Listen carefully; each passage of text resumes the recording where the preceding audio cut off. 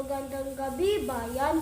Ako si Mark Angelo F. Manuel at narito ang mainit na balita ngayong araw dito sa TV Patrol. Sa ating unang balita, patuloy ang narasang pagbaha sa ibang bahagi ng Metro Manila at ang mga kalapit probinsya.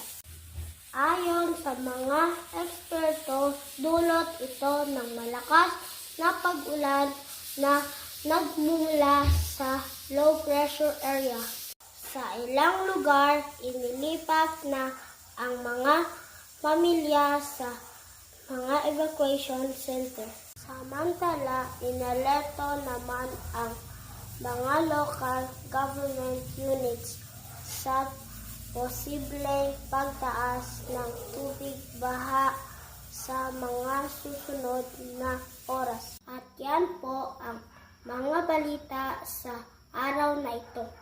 Ako si Mark Angelo F. Manuel, nagpapaalala sa bawat balita.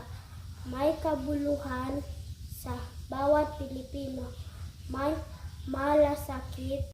Ito ang TV Patrol. Magandang gabi, bayan!